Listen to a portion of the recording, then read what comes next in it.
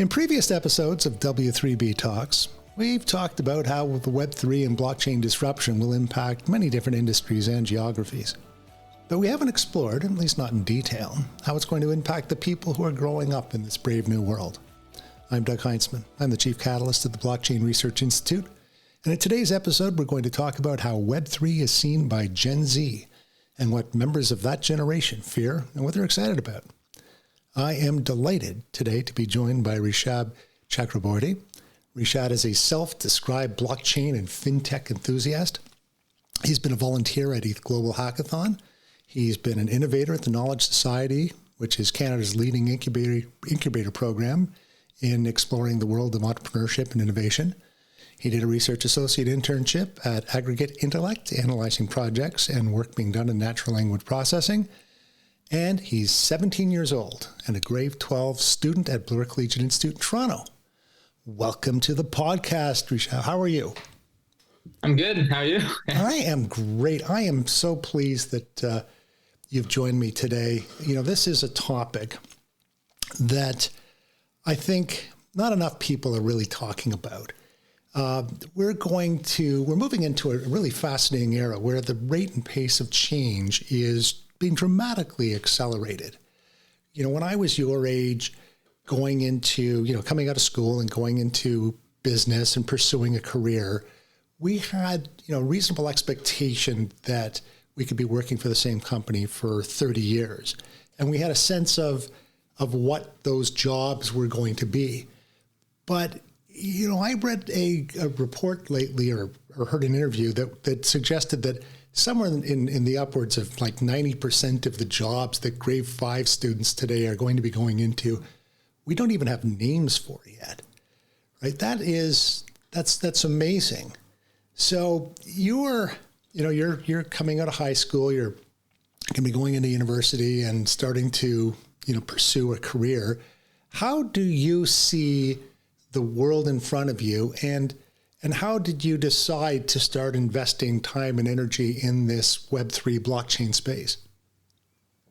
I don't know. I think that in this current world, like it's not just in this current world, but I think in the current environment, not just me, but a lot of people my age, we've sort of started to see that the classroom isn't enough.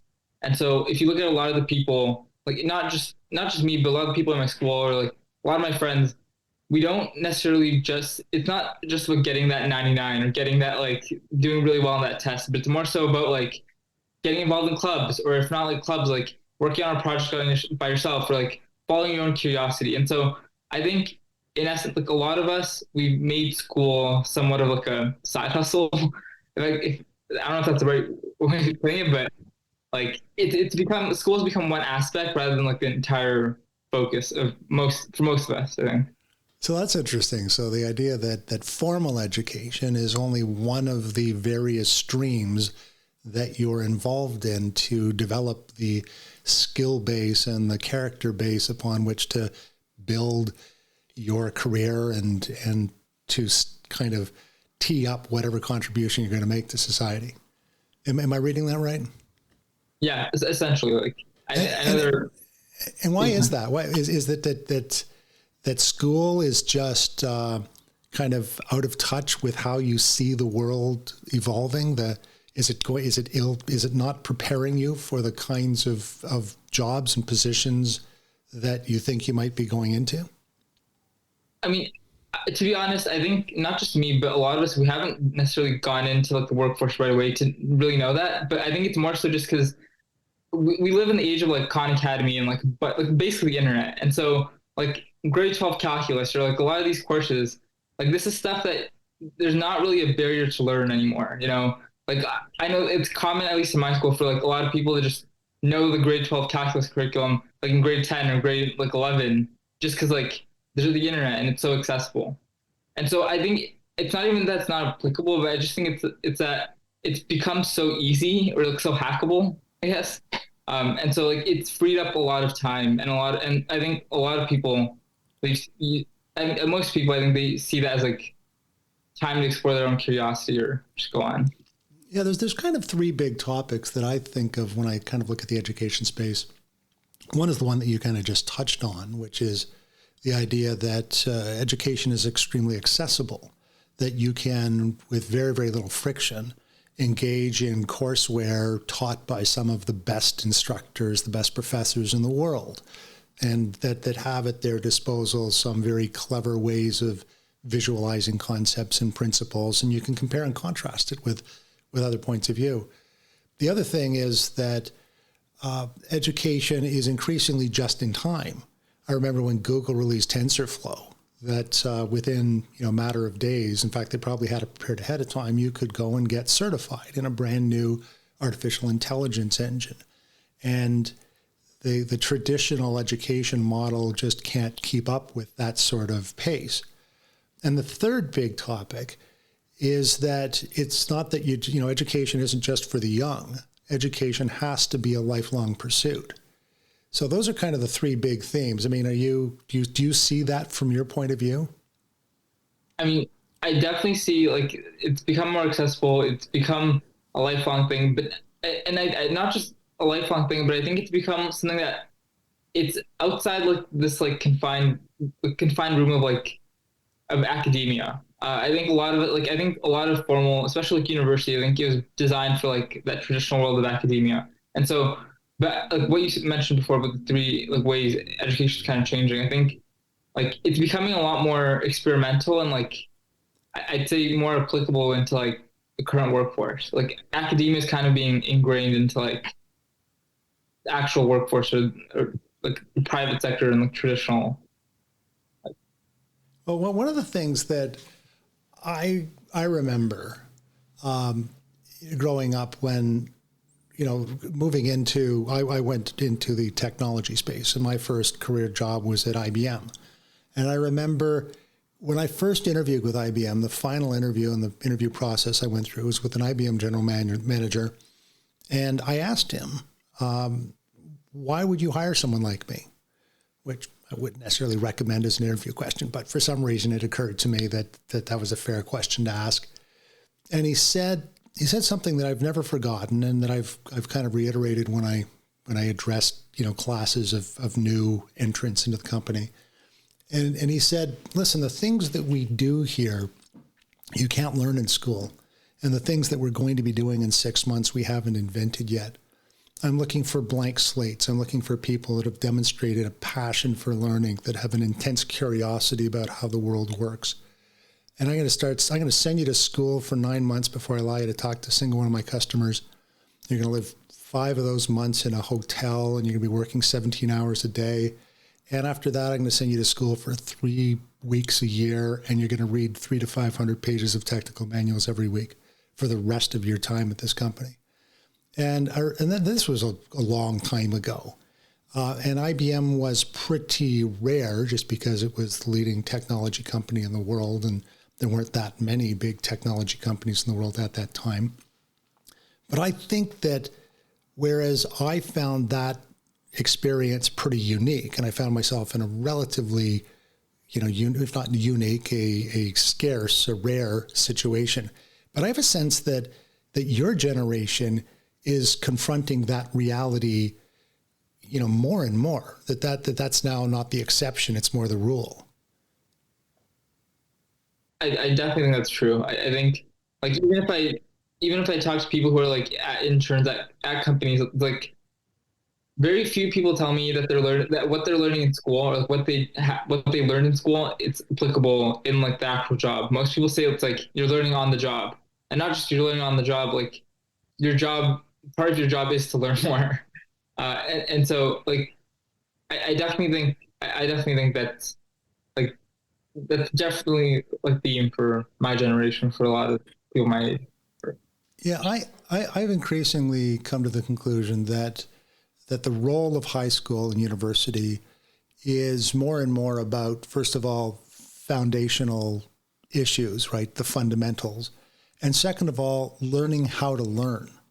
Right, the process, develop the curiosity, the pattern seeking, and that all the refinement, a lot of the specific issues about various different tasks, that those are much more just in time and situational. Yeah. Do you see that? I think that's definitely true. I think university, it's no longer like, for example, at least in my school, a lot of the more competitive programs that people are trying to apply to, they're schools that have co-op that offer co-op and like internship offers, stuff like that. And I think a lot of it's because they know that like university isn't necessarily this place where you learn how to get a job, but it's more so like what you said about, actually getting like learning how to learn and like learning just the general, like getting that general knowledge and everything. And I definitely think that's up there. Yeah. Okay, so two other kind of setup issues that I'd like to get to are, one is about the rate and pace of change.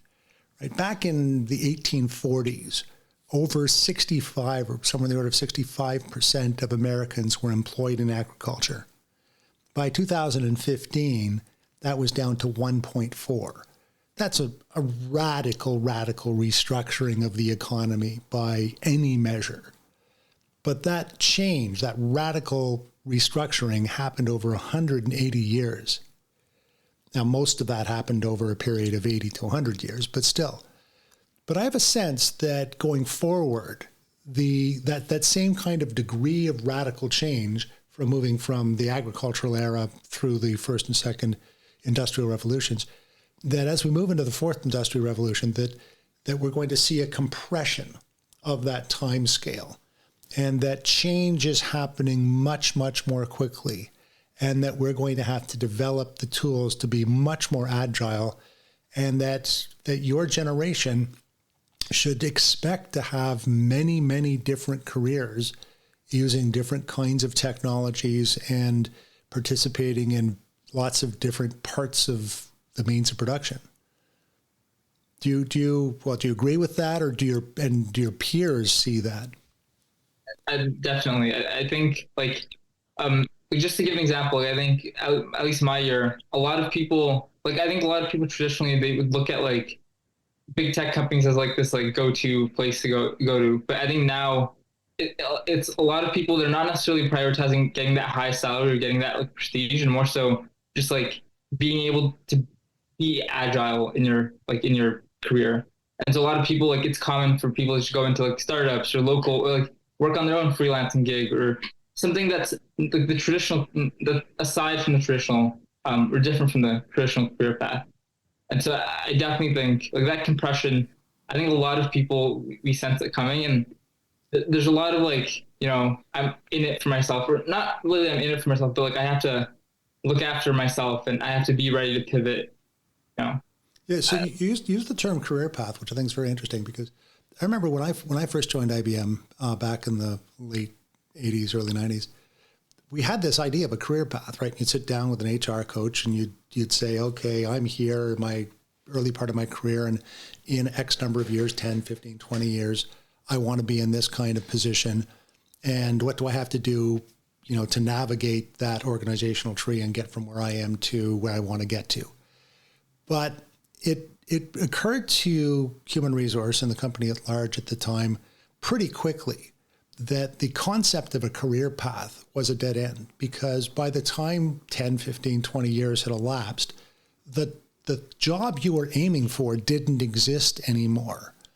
And there were 10 other jobs that came into existence that, you never even dreamt of before. I mean, I worked for IBM for 25 years.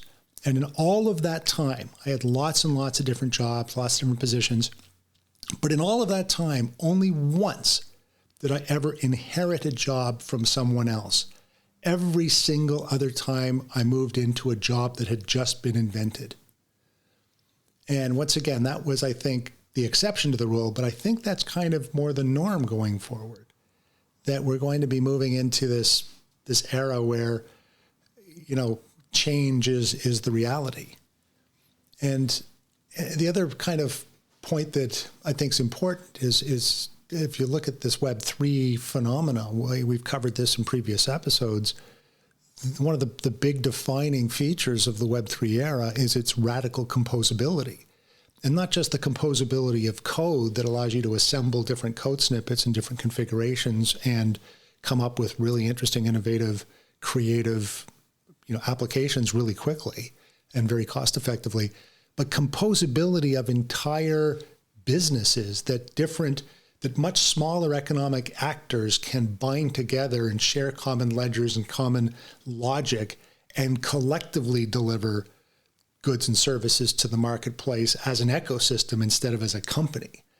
And that is a really different kind of way of thinking about how to deliver products to the marketplace, and the role of innovators, of entrepreneurs, of the people that the soldiers of the gig economy, that, they have to kind of think about entrepreneurship and creativity and innovation inside of that context of an ecosystem, and understanding and accepting or embracing this concept of radical composability.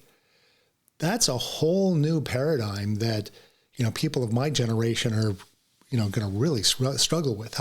How natively do you feel that? Is this a foreign concept, or is it just kind of ingrained into the way that you're looking at the world going forward? I would argue I still think it's like in its early phases, but I think within at least adoption within my generation, I think it's increasingly going to become common. Like I think, I don't know of a lot of people, at least in my age group, that like are necessarily in like this like blockchain ecosystem yet. But like I can speak for like just in general, like if you look at DeFi, or like if you look at like even like the phenomenon of freelance work, like I think like that's becoming more common. And I think it's increasingly common for people not to be with one sort of company, but more so like by themselves, in the sense of like being a freelance software engineer or a freelance like designer. And I think that fits into what you were saying about how like being able to be that one person and deploy as ecosystem rather than like a company or one organization. And I think like I would argue it's kind of natural for our, like, at least my generation. Well, it is funny what assumptions you bring to the table. I remember when my daughter turned 13, she came home and not proudly, but she basically said, "Listen, Dad, I need to get a cell phone. Everyone in my class has got a cell phone." And as any responsible parent, I kind of said, "Okay, let's sit down and, create a pro and con list, and let's write a business case and do a total cost of ownership analysis." And she looked at me in complete disgust, crossed her arms and said, "Well, how old were you when you got your first cell phone?" And I was like, I don't know, 35 or so. So, the idea that the world existed without this ability to immediately contact someone or immediately look up something or immediately discover the weather or transact or, get a plane ticket to somewhere is foreign to this younger generation. And that's a whole different basis upon which to build. This is a digital native generation that's coming into the workplace. Yeah, I definitely think that's true. I think like everything we do, we're like I think we're probably the easiest generation to get like emerging tech developed with. But like being digital, I think that's just ingrained in every, like I don't think there's a single career path out there that like I know of that, like, or not even career path, but like any pathway or like path anybody my age is going into that doesn't require at least a decent bit of like technology or digital fluency. So I understand the logic of this, and certainly I've met some incredibly bright, inspirational young people like yourself that give me great hope that this new generation is going to be able to embrace the change that's coming and, be able to create and innovate and solve some of the really big world problems that we have.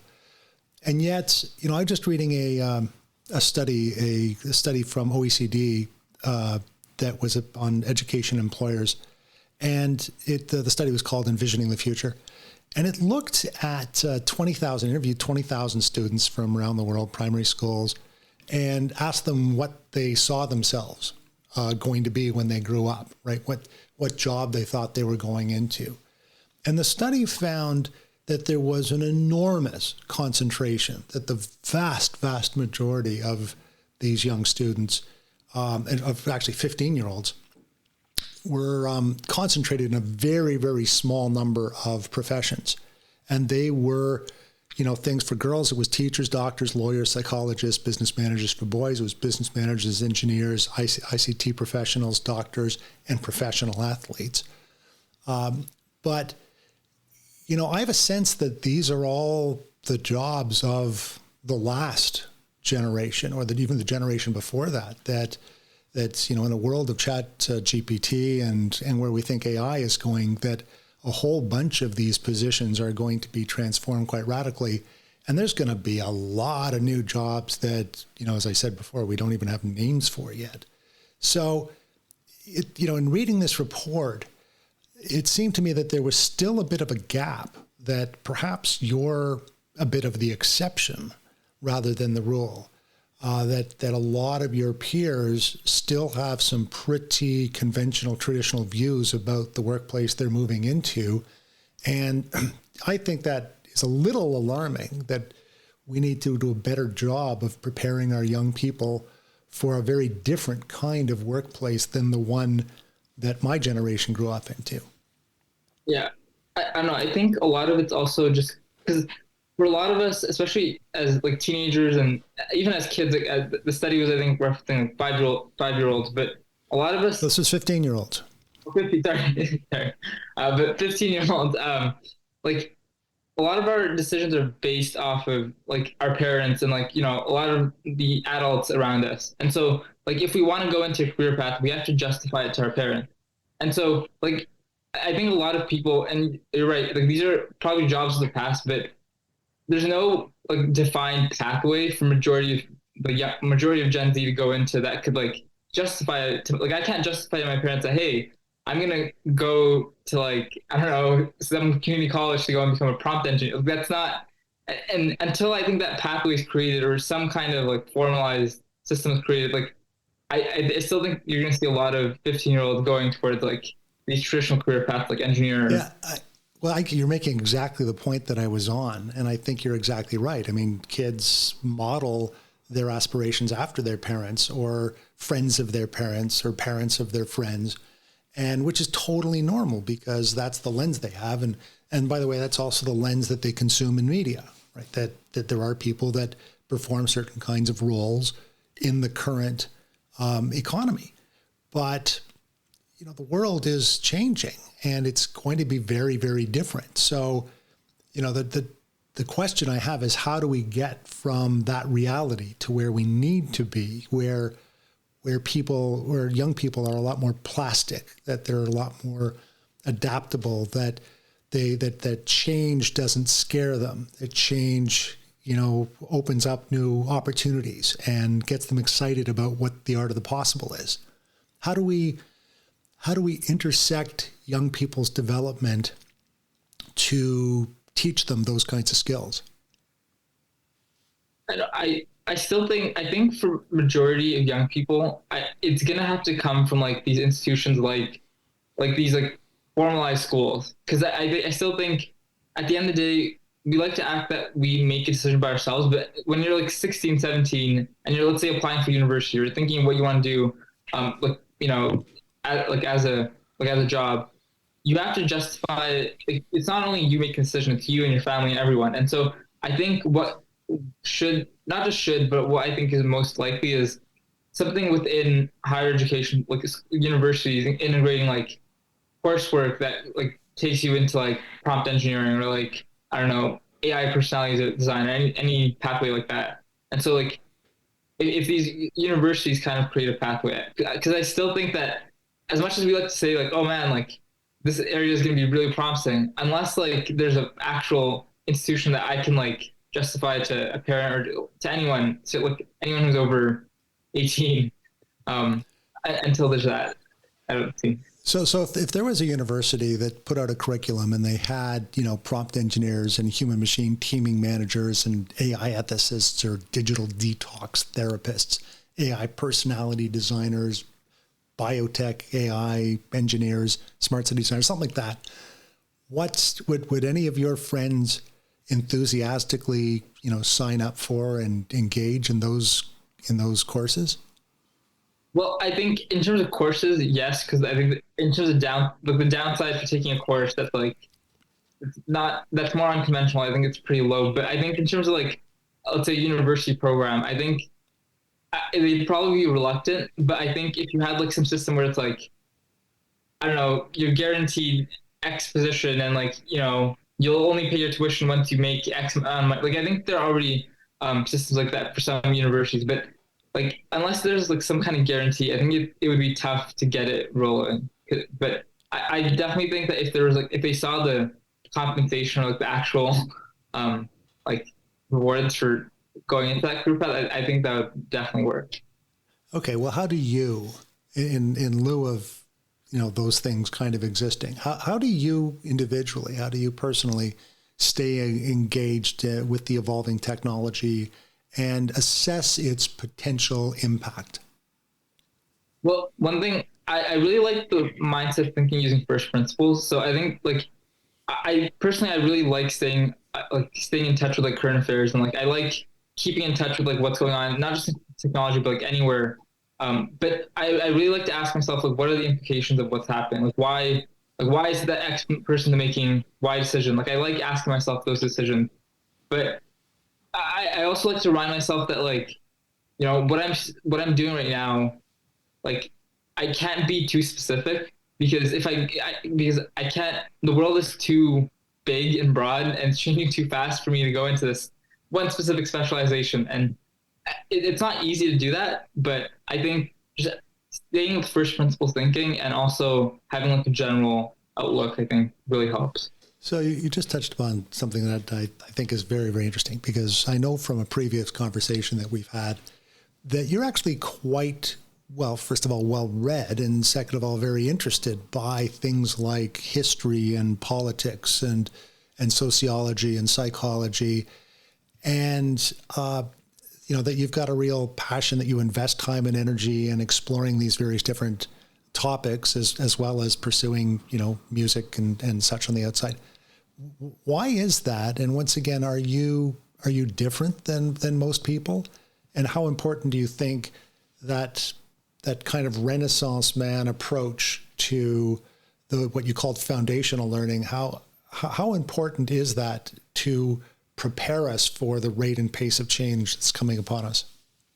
I personally think like I never went into these topics thinking like it's a lot easier if I was just a specialist. Like it would be a lot easier if I was just like, oh man, only software engineering, and I just went into that pathway, or only engineering, and I went into this one specific pathway. But I think I went into like a bunch of fields just because my interest went there, and I think it's a lot harder.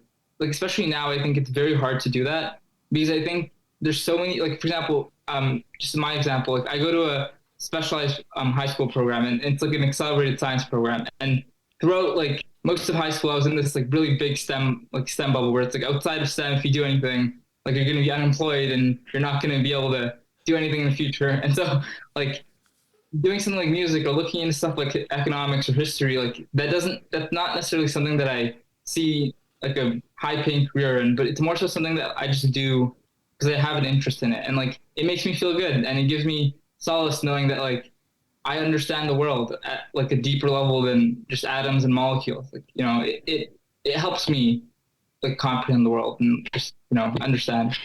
So you seem to be on the cusp of this traditional dilemma or debate between generalism and specialization. And that seems to be one of the great contradictions that we have is that we're dealing with some very sophisticated technologies that it would, you would suggest, that would suggest that we need to have high degrees of specialization in order to be able to master these incredibly sophisticated tools. And yet, to be able to combine them and innovate them, you really need this broader context. You need this generalization that will allow you to use those technologies and take advantage of this composability.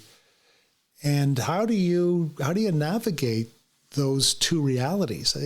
Is this one of the big challenges that we face going forward?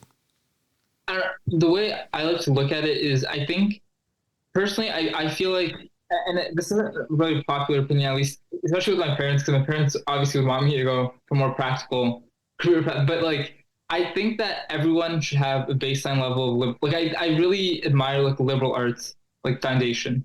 and like being able to like actually have a basis and stuff like having at least a baseline understanding of economics or history or psychology or sociology, like having that like basic knowledge and something like that, and then having like a bit of the baseline technical skills, like baseline knowledge and like computer science or math, having that those two things together, I think it's so powerful because not only do you understand what's going on in the world, but you can also have a direct impact on the world. And you're not just doing, because I feel like if you go into something like software engineering, computer engineering, or biomedical engineering without like a level of knowledge in the liberal arts, you're kind of just a slave in terms of like, you don't really have autonomy over what you're doing. Like you're just doing something because like, hey, I'm getting paid. But like, if you have that baseline knowledge of the liberal arts, I think it helps you really ask yourself, why am I doing this? Or like, what's going to happen if I do this? Like it allows you to be more free, I guess. I think as I look back to when I was your age and contemplating starting a career, I think one of the most important piece of advice I ever got was from my dad, who said, listen, as soon as you stop learning, it's time to find a new job, right? That, you need to be in a position that you're not, that you're growing all the time, that you're always challenged. And I think that's good advice. So how do you think that you've talked about a bunch of the kind of the foundational skills, and certainly there's this kind of Renaissance context, liberal arts, foundational understanding that I happen to agree, I think is actually a very important foundation. And then there's this literacy and this sophisticated, rapidly advancing, rapidly changing technology. Into that mix, you've also got this basic concept of entrepreneurship, right? That in a world where things are very composable, it would strongly suggest that there's going to be a lot of value added for the people that are able to combine and recombine and reconfigure all of these various different composable components in order to create new, innovative kinds of businesses. And it certainly seems to me that there's an awful lot of some sort of neo entrepreneurship role that is going to be very important. This highly technical, literate, imaginative, creative entrepreneurship role. Do you see that role emerging, and do you see yourself playing into that kind of role? Well, I think it's important in the sense that a lot of people, they're on their own in the sense that like a lot of their career positions, and not just career positions, but a lot of what they do in the future, it's going to require them not relying on like a bunch of other teams, but relying on a bunch of other nodes. And like for example, using something like ChatGPT, I think that requires some degree of not necessarily entrepreneurial knowledge, but like some kind of creative, you could call it entrepreneurship thinking, but like some kind of creative thinking about how do I use ChatGPT and a bunch of other AI tools that have been created for me around me to go and actually work efficiently.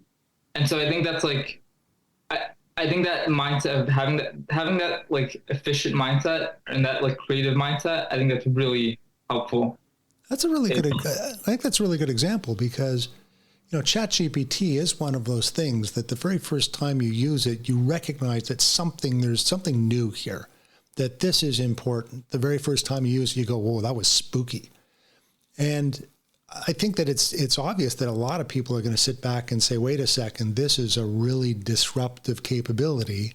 And anytime we've ever been confronted with or presented with something that was really fundamentally disruptive, it begs the question, how can I use this to, first of all, improve something that I'm already doing, but probably even more importantly, do something that's never been done before?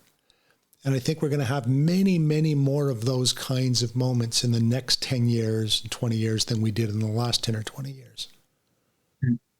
I definitely think that's true. I think I've always believed in this, but I think that right now the biggest struggle with technology isn't necessarily that. I mean, obviously we have people who are working on developing technology and actually pushing developing technology, making science and technology do a lot more. But I think what's really lacking right now is the application of technology and like knowing how and where you can apply it. And like that could be with ChatGPT, or that could be with like crypto or anything. Like I think it's the application that we're really missing, or that we really need right now. Yeah, it's funny you mentioned that. I've got a few patents, and two of the patents that I've got were done in partnership with a friend of mine in research. And he came over to my house for a barbecue one day, and I said, "What are you doing on the weekend?" He said, I was out on the side of the highway, and I had a parabolic microphone on my laptop, and I've developed some algorithms that allows me to point it at a car, and it'll come back with pretty accurate estimates about how many miles there are on the wheels, and when was the last time the engine was serviced, and could even tell me what model of car it is. And he thought this was an interesting science experiment. And I said, wow, the things you could do with it. And I started listing off, a whole big long list of use cases. And we spent hours going into each use case and breaking them down into detail and talking about how police could, pull over trucks instead of randomly stopping them. They could profile them and inspecting airplanes. And there's all kinds of stuff we came up with. And 3 weeks later, a patent arrived with my name on it that detailed all of these use cases and his algorithms. But you're right, it takes this combination of technical literacy and understanding what the art of the technical possible is with the imagination to figure out how you could apply that technology in service of some, real world objective. Yeah, but that seems really cool. What can I ask? With the patent, with that idea, did it actually go into? Was it actually used in a not commercial? Was it actually used? But that's cool.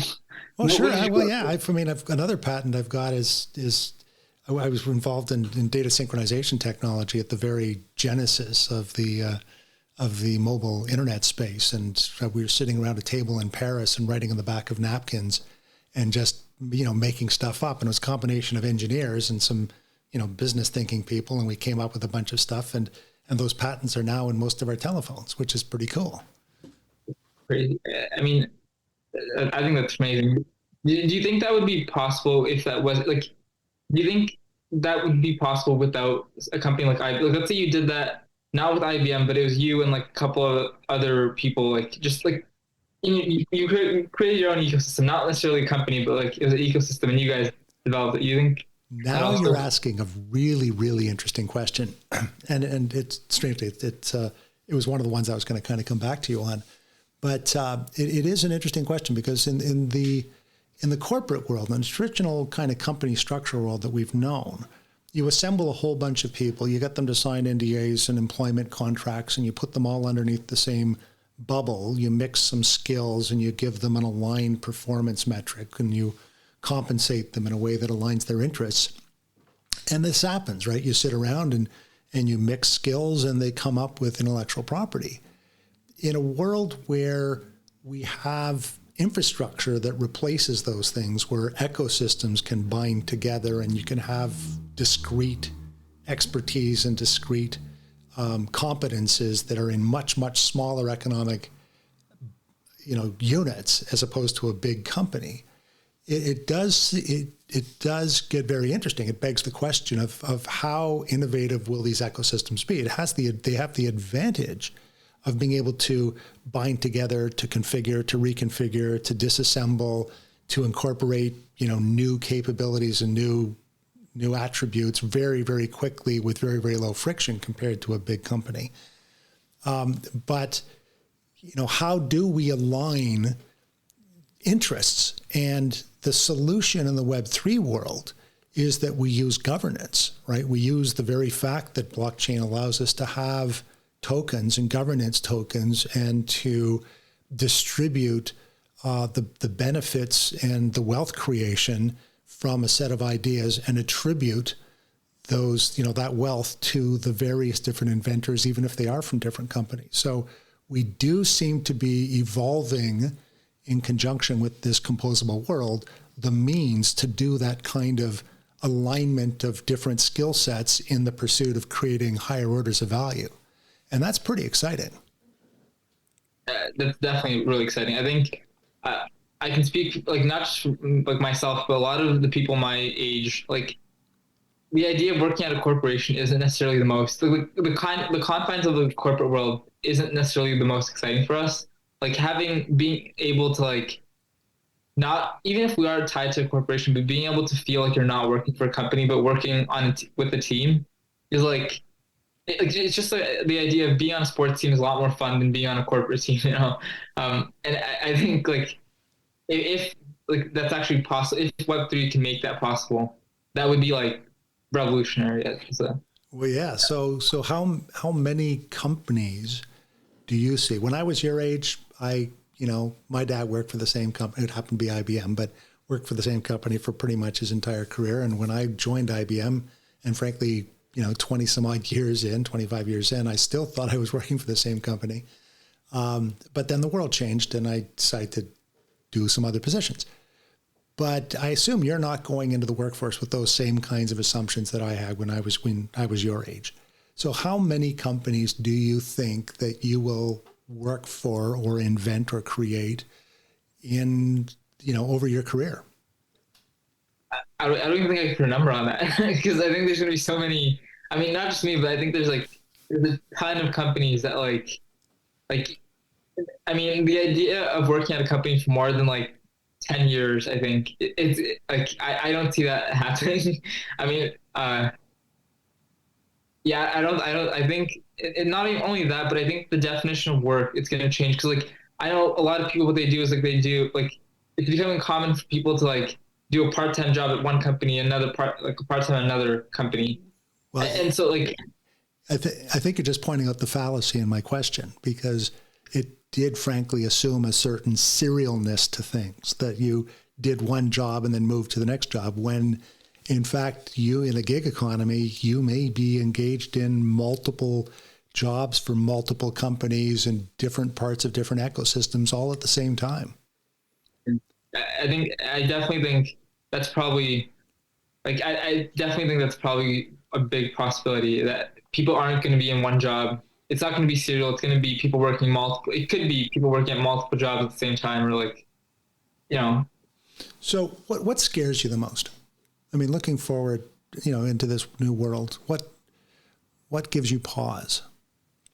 I think one thing which really scares me is I feel like well, generally there's ideas of like inequality. I think there's definitely a big like power inequality in the sense that like the people who are using these technologies or like designing these technologies, they're not necessarily like elected officials. It's not like we elected Sam Altman and like the C and like OpenAI to go and create ChatGPT. Yeah. No, I don't think that'd be a good idea, but sorry, go Yeah. on.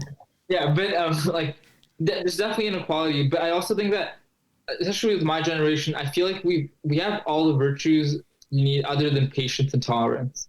And I think that school, and not just school, but I think like everyone needs to learn or needs to spend more time trying to learn like the actual foundations of being a human before actually like going into this world and going and like you know going into a workforce and going about a job because I definitely think that we need to spend more time thinking. We've come to the point where we have to spend more time thinking about what, like, how we interact with the world and what we actually put out and like what we create. So, are you saying that you think that there's some risk that we're going to lose our humanity? Definitely, yeah. Well, I mean, that's a pretty big fear. that is a big yeah. But How scared are you about a super intelligence? very well. I would argue I'm really scared just because the way I'm seeing things, it's like I see a lot of people, like even for example, like I know school is not the best example, but like school, it's become like hacked to a certain extent, and like not just school, but I think a lot of like formal institutions can be easily hacked with like with a lot of these systems, and like being having the authenticity to be a real human. I think that's going to be like that real differentiator going forward. But Okay, a final question for you.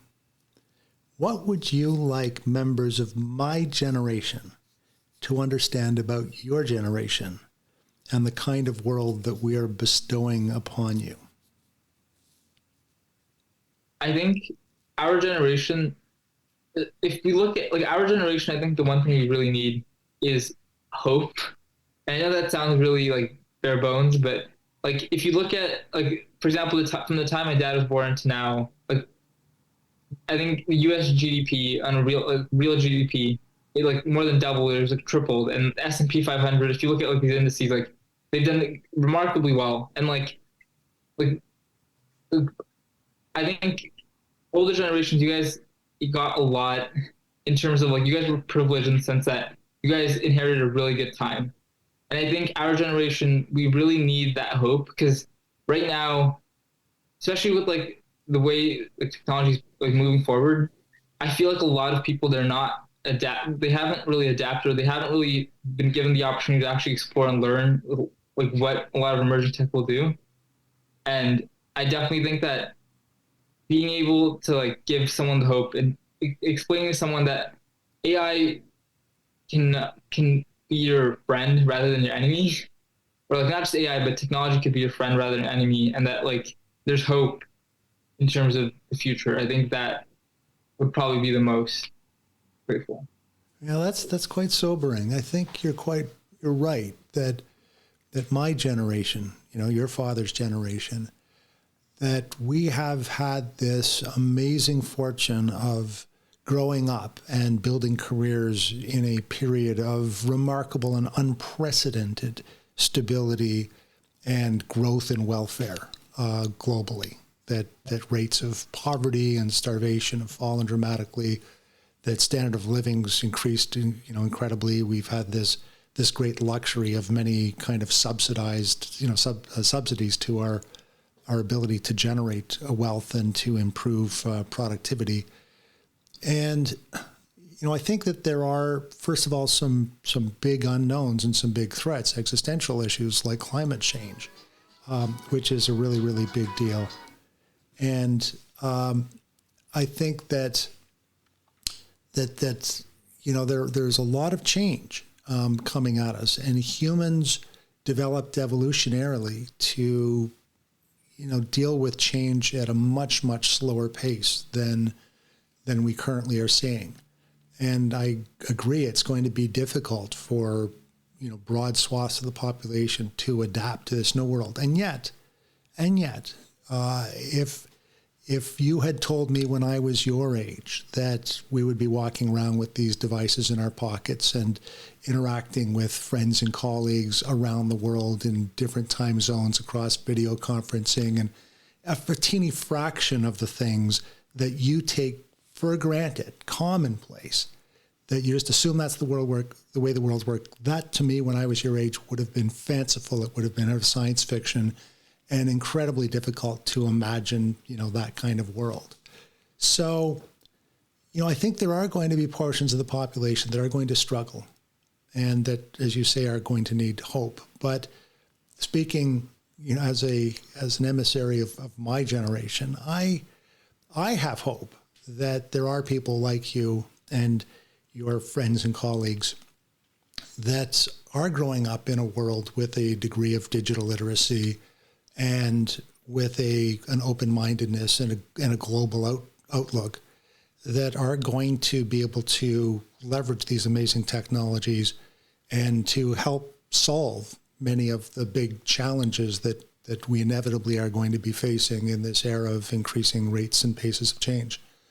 So I'm hopeful, and I hear your message that we need to try to articulate, hope that there is a lot of exciting things that are going to be possible, that there are lots of opportunities to improve human productivity and the human condition, and to build a safer, more productive, more sustainable world. So I'll do my bit. And I hope that you and your friends will respond in kind and do your bit.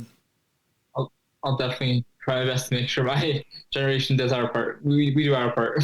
Well, thank you so much, Rishab, and thank you very much for joining us today and sharing your thoughts about the emerging Web3 and blockchain world.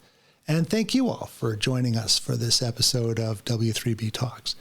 You can find out more information on this and many other topics at blockchainresearchinstitute.org. You can also subscribe to our newsletter.